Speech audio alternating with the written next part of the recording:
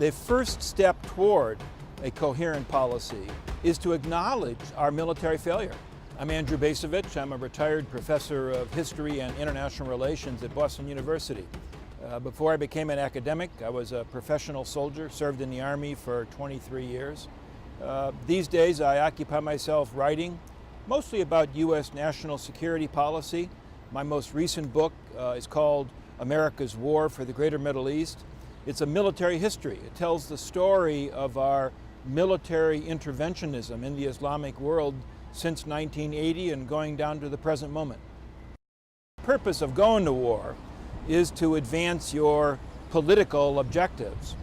And I think when we take stock of U.S. military involvement in the Greater Middle East going back decades now, what becomes quite clear is we have not achieved our political purposes, however we define those purposes, whether the aim was to spread democracy or to impose U.S. will, whether it was to save oppressed people.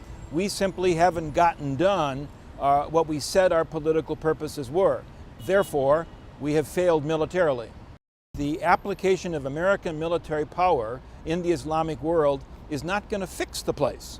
And therefore, the imperative is to begin searching for non-military alternatives, or at least alternatives to the reliance on U.S. military power. My view would be that a sensible course of action is to bring parties in the region to understand that the problem of disorder and dysfunction and violence, the problem is their problem.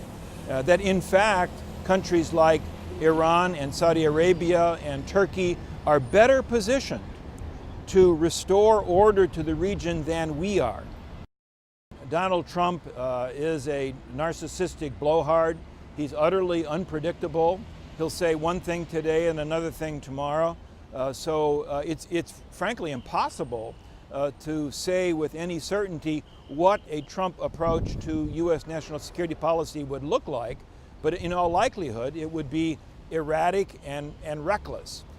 Hillary Clinton, of course, has a far more developed track record in matters of national security. She is clearly a hawk. She is an interventionist. I think it doesn't go too far to say that she's a militarist.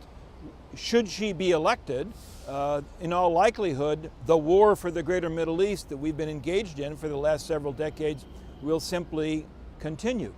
Senator Sanders said remarkably little about U.S. foreign policy, and in retrospect, it seems to me, I wish he had articulated clearer views on what he thinks about the direction of U.S. foreign policy, because I suspect he might have had something refreshing and different to say. If you're interested in the kind of things I have to say, I encourage you to take a look at my book.